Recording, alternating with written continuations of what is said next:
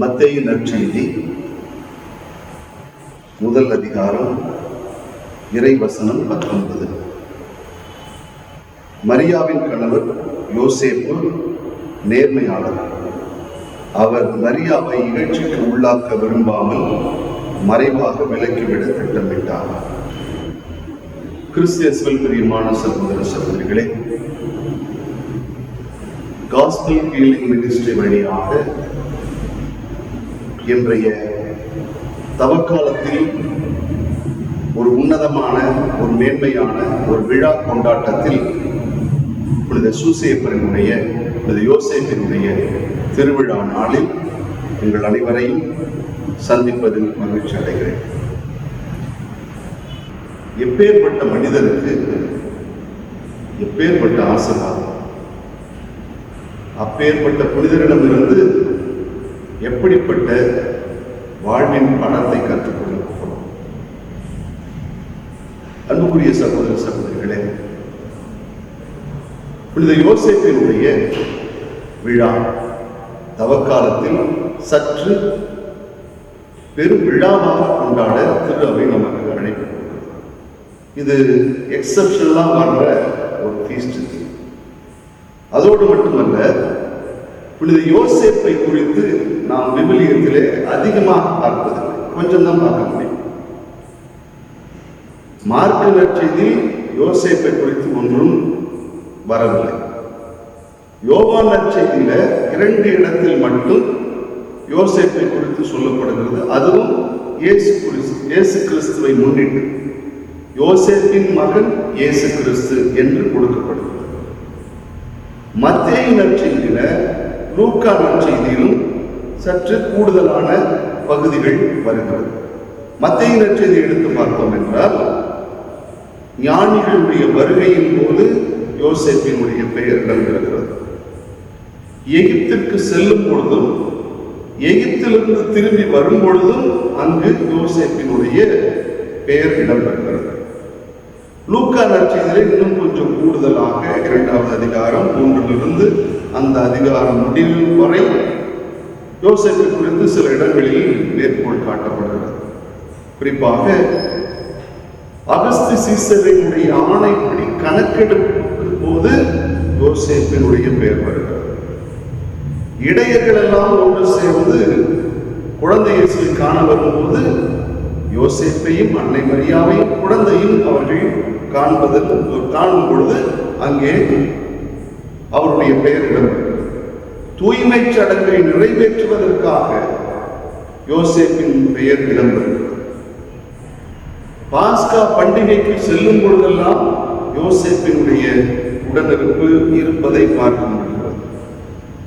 ஆலயத்திலே இயேசு காணாமல் போகும்போது அதை கண்டுபிடிக்கும் பொழுது கூட யோசேப்பினுடைய பிரசன்னம் அங்கிருக்கிறது.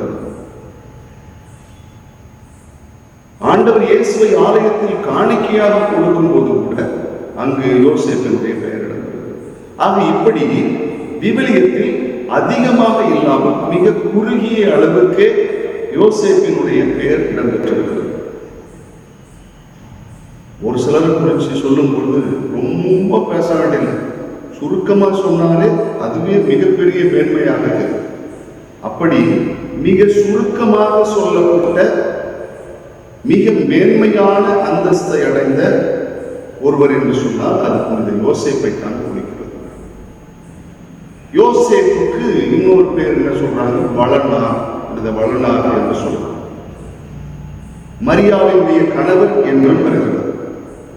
அடுத்ததாக அவர் பெத்லகேமை சேர்ந்தவர், அதே நேரத்தில் தொழில் ரீதியாக தச்சராக இருக்கிறார். பெத்லகேமில் இருந்தாலும் நாசரேத்தில் வந்து குடியேறுகிறார் என்று நாம் அவரை குறித்து பார்க்கலாம். அதை விட இன்னொரு முக்கியமான செய்தி உங்களுக்கு நான் சொல்லியே ஆகணும். தமிழ் இலக்கியத்தில் மிக மேன்மையான ஒன்று உண்டு என்றால் அது வீரமாமுனிவர் எழுதிய தேம்பாவணி. அந்த தேம்பாவணியினுடைய ஹீரோ யாருன்னு பார்த்தா யோசேப்பு தான் ஹீரோ. ஆக யோசேப்பு என்பது நம்முடைய வாழ்வில் மிக மிக உயர்ந்த உன்னதமான ஆசீர்வாதம் பெற்ற ஒரு மனிதராக அவரை நாம் பார்க்கிறோம். இப்ப இவ்வளவு இருக்குது. இதுல நாம என்ன பாடத்தை எடுத்துக்கொள்ள போகிறோம் என்று சொன்னால், ரொம்ப என்ன சொல்லலாம், சும்மா 5 விரலுக்கு 5 போதும். இந்த 5 தலையாகிய ஒன்று இருக்குதுன்னா அது நேர்மையாளர். நம்ம வாசிக்க கேட்டோம், யோசேப்பு நேர்மையாளர். அது ஒருத்தர் சொன்னார்,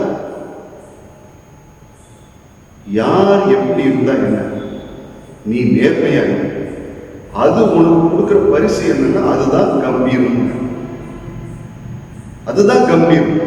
நேர்மையாளராக இருப்பதே மிகப்பெரிய கம்பீரமாக இருக்கு.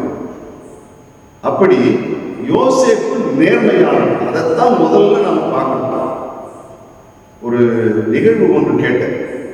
என்னன்னா, ஒரு அப்பா 2 பிள்ளையை கூப்பிட்டு பார்க்குக்கு போறாங்க. பார்க்குக்கு போகும்பொழுது பார்க்கில் டிக்கெட் எடுக்கிறாங்க. அப்போ ஒரு பையனுக்கு 6 வயசு, இன்னொரு பையனுக்கு 4 வயசு. இப்ப அப்பாவுக்கு டிக்கெட் எடுக்கிறாங்க. அப்ப பையனுக்கு வயசு என்னங்க, டிக்கெட் யாருக்குன்னு கேட்டிருக்காங்க. 5 வயசுக்கு மேலதான் டிக்கெட்டு, இல்ல அது கீழே வேணும் அப்படின்ட்டாங்க. உடனே அந்த பையனுக்கு அப்பா என்ன பண்றாரு, ஒரு பையனுக்கு ஒரு டிக்கெட் கொடுங்கன்னு.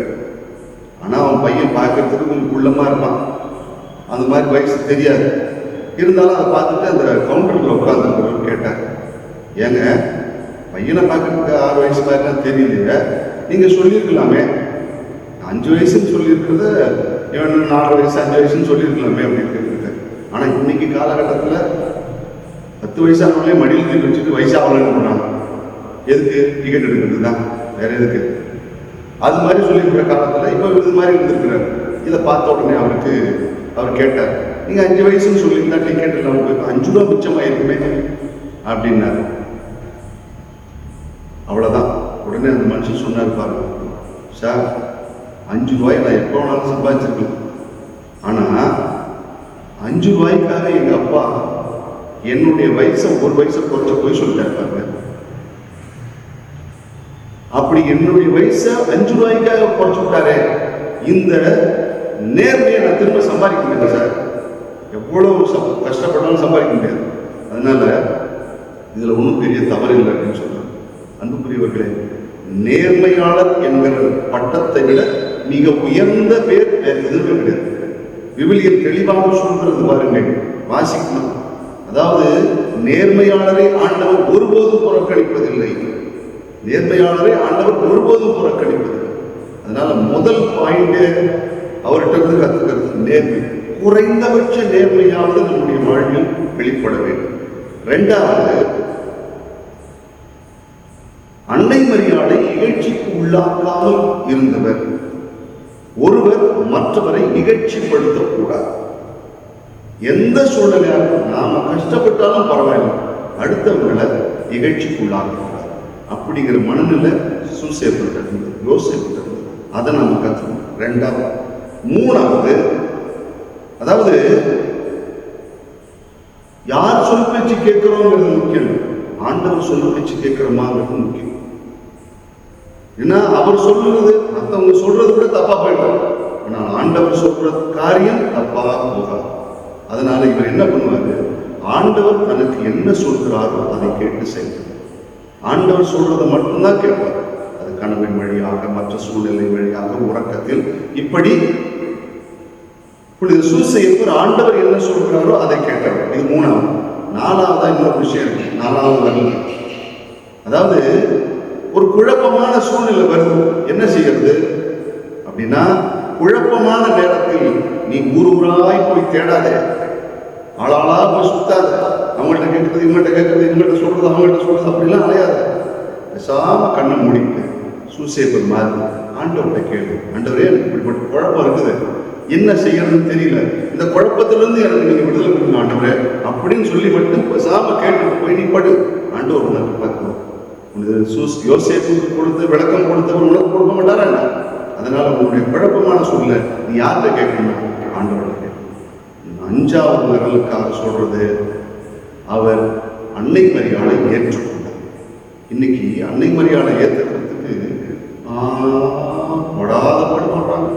அதுக்கு வேற திருச்சபை உட்காந்துட்டு விளக்குன்னு விளக்கு, எவ்வளவு விளக்குனாலும் சரி, ஆனா ஏற்றுக்கொள்ற மனசு இருக்கிறது. அதுக்கு தான் நிறைய பேர் கிளம்பி வந்துருக்காங்க. அதனால ஒரு விஷயம் தெளிவா இருக்கு. யோசேப்பு அன்னை மரியாவை ஏற்றுக்கொண்டார். திரு அவை அன்னை மரியாவை ஏற்றுக்கொண்டிருக்கிறது. திரு அவையில் நாமும் அன்னை மரியாவை ஏற்றுக்கொள்கிறோம். இந்த 5 விரல்களும் நமக்கு 5 பாடமாக யோசேப்பு என்று நமக்கு கொடுக்கிறார்.